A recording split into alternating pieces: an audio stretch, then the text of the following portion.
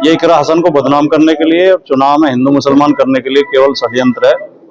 इकरा हसन का जिस तरह का व्यक्तित्व है और जितनी वो प्रबुद्ध और शालीन महिला हैं, वो ऐसे झंझटों में पड़ ही नहीं सकती। मंदिर मस्जिद के झंझट में वो नहीं पड़ती हैं।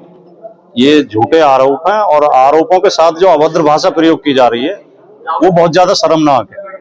रिएक्शन नहीं की और इकरा हसन खुद सक्षम है, वो इतनी ताकत खुद रखती हैं कि वो ऐसे लोगों को जवाब देने में खुद सक्षम है। मुझे तो देखिए, मैं बहुत आदर के साथ कहना चाहता हूं क्योंकि मैं बहन जी का बहुत सम्मान करता हूं। उसके 3 कारण है कि एक तो वो हमारे जिले की हैं, दूसरे महिला हैं और तीसरे दलित समाज से आती हैं। इन 3 कारणों से मैं उनको बहुत सम्मान करता हूं। लेकिन आजकल वो बहुत भयभीत हैं, वो सच बोलने की हिम्मत नहीं कर पा रही हैं।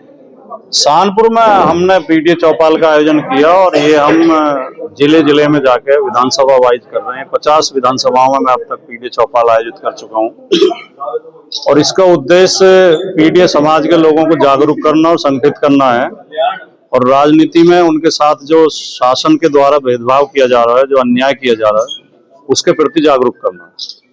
अगर बात करें भी कल एक इकरा हसन एमपी, उनकी एक वीडियो वायरल हुई, उन्होंने आरोप लगाया था प्रदीप चौधरी के समर्थन में, आप किस तरह से देखते हैं? बीजेपी और आरएसएस इस तरह के षड्यंत्र करते रहते हैं। ये कहीं मिट्टी में मूर्ति दबा देंगे, फिर कहेंगे यहाँ शिव जी प्रकट हुए हैं। कहीं ये आपने तमस उपन्यास अगर पढ़ा हो भीष्म शाहनी का, तो मस्जिद के सामने सुअर काट के डलवा देंगे, मंदिर के सामने गाय डलवा देंगे, दंगे करा देंगे। ये भी इसी तरह का षड्यंत्र है। ये इकरा हसन को बदनाम करने के लिए, चुनाव में हिंदू मुसलमान करने के लिए केवल षड्यंत्र है। इकरा हसन का जिस तरह का व्यक्तित्व है और जितनी वो प्रबुद्ध और शालीन महिला हैं, वो ऐसे झंझटों में पड़ ही नहीं सकती। मंदिर मस्जिद के झंझट में वो नहीं पड़ती हैं। ये झूठे आरोप हैं और आरोपों के साथ जो अभद्र भाषा प्रयोग की जा रही है वो बहुत ज्यादा शर्मनाक है। कोई सभ्य व्यक्ति ऐसी भाषा प्रयोग नहीं कर सकता। 1 घंटे पहले प्रदीप चौधरी ने प्रेस वार्ता की है और उन्होंने कहा है कि उनके पूरे खानदान में जो राजनीति गई है वो हमेशा आपस में हिंदू मुसलमान को लड़ाने वाली है। किसके खानदान में? मैंने तो चौधरी हुक्म सिंह जी के मुंह से खुद सुना था कि हम एक खानदान हैं और हमारे बीच में इतना अच्छा तालमेल रहा है कि मैं विधानसभा लड़ता था तो मनोवर हसन का परिवार मेरी मदद करता था और वो लोकसभा लड़ते थे तो हमारा परिवार उनकी मदद करता था। ये मैंने चौधरी हुक्म सिंह जी के मुंह से खुद सुना है, साक्षात। ये कह रहे हैं लड़ाने वाली रही है। हसन परिवार की राजनीति तो हमेशा जोड़ने वाली रही है।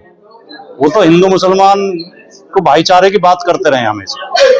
पार्टी स्तर पे इकरा जी के मामले को लेकर बहुत कमजोर रहा पार्टी, टिंकू जो है लेकिन जो राष्ट्र बहुत बड़ा नेतृत्व है, जो विधायक भी है, वो सांसद भी है, लेकिन उनको लेके कोई मुद्दा नहीं उठाया जाता। इकरा जी के साथ बहुत बदतमीजी होती है। एक यहाँ पे प्रशासन द्वारा किया गया है और वहाँ पे अवसर किया गया है। कोई अपने घर में बैठ के किसी बड़े नेता को गाली दे रहा है। लोग मोदी जी के लिए भी गाली देते हैं। मोदी जी तो खुद कह रहे थे कि मैं 2.5 किलो गाली रोज खाता हूँ। लोग राहुल गांधी को भी गाली देते हैं, अखिलेश जी को भी देते हैं। तो क्या सबसे बहस करते घूमेंगे हमारे नेता? इकरा हसन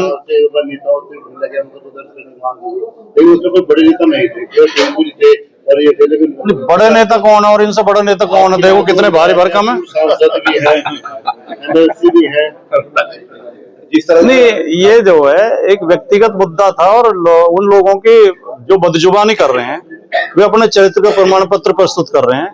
इसे हम ज्यादा तूल देना नहीं चाह रहे क्योंकि इससे समाज में विद्वेष फैलता है। इसलिए हमने पार्टी स्तर पर कोई इसमें रिएक्शन नहीं की और इकरा हसन खुद सक्षम है, वो इतनी ताकत खुद रखती हैं कि वो ऐसे लोगों को जवाब देने में खुद सक्षम है। बिहार चुनाव को लेकर क्या? बिहार में आरजेडी की सरकार बनने जा रही है, इंडिया गठबंधन की सरकार बनेगी और भारतीय जनता पार्टी और एनडीए बुरी तरह हारेंगे। 2027 में समाजवादी का क्या रहेगा? 2027 में 350 से ज्यादा सीटें लेकर समाजवादी पार्टी सरकार बनाएगी। अभी पिछली बार जो है मायावती ने एक महारैली करी थी जिसमें काफी जनसैलाब देखने को मिला था, जिसमें लोग कह रहे थे कि समाजवादी को इससे थोड़ा डर लगेगा। क्या कहेंगे? डर हमें लगेगा? मुझे तो देखिए, मैं बहुत आदर के साथ कहना चाहता हूं क्योंकि मैं बहन जी का बहुत सम्मान करता हूं। उसके 3 कारण है कि एक तो वो हमारे जिले की हैं, दूसरे महिला हैं और तीसरे दलित समाज से आते हैं। इन 3 कारणों से मैं उनको बहुत सम्मान करता हूं। लेकिन आजकल वो बहुत भयभीत हैं, वो सच बोलने की हिम्मत नहीं कर पा रही हैं। अब वो किस कारण से डरी हुई है और वो क्या कारण है, उन्हें उनकी जांच करने की जरूरत है। ये एक इतने जिन्हें आयरन लेडी कहा जाता था, आज वो मोम लेडी बनी हुई है। वो भाषा कहाँ गई जो बहन जी के तेवर थे। विपक्ष के नेता का और मीडिया का काम होता है सरकार की आलोचना करना, सरकार की प्रशंसा करना नहीं होता। सरकार की प्रशंसा के लिए तो ऐड दिए जाते हैं। प्रदेश के मुख्यमंत्री योगी आदित्यनाथ बिहार चुनाव में जा रहे हैं, शिरकत कर रहे हैं, इसको पहली आप प्राथमिकता क्या है? अब योगी जी का ऑरा खत्म हो चुका है। उनका जो व्यक्तित्व का आकर्षण था वो लोग धीरे धीरे समझ गए हैं कि इस आदमी के पास ज्यादा कुछ है नहीं, केवल हिंदू मुसलमान करने के। उनका रटा रटा है भाषण में आज ही बता देता हूँ वो क्या कहेंगे बिहार में जाके। वो कहेंगे लड़ाई अली की और बजरंगबली की है, लड़ाई 20-80 की है और कटोगे तो बटोगे। इसके अलावा कुछ कभी उन्होंने कहा हो तो बता दो। उन्होंने कोई भी इतिहास की, साहित्य की, कोई संस्कृति की, कोई राजनीति की बात कभी कही हो, संविधान की कोई बात कही हो? खुद ही काटते हैं, खुद ही बांटते हैं, फिर कहते हैं कटोगे तो बटोगे। उनका एक बयान आया है कि देश में माफियाओं को जहन्नुम की यात्रा में भेज दिया हम लोगों ने, और जो अराजकता फैलाते थे उनकी दुर्गति हो रही है वहां पे, और लोगों की जो ऐसे लोग थे उनकी संपत्ति हम लोगों ने जब्त करके गरीबों के लिए आवास बना दी। नहीं, जितने माफिया थे वो तो सब कमल छाप झंडा लगाए घूम रहे हैं गाड़ियों पे। सारे तो बीजेपी में शामिल हो गए। किसे नाबूद करेंगे?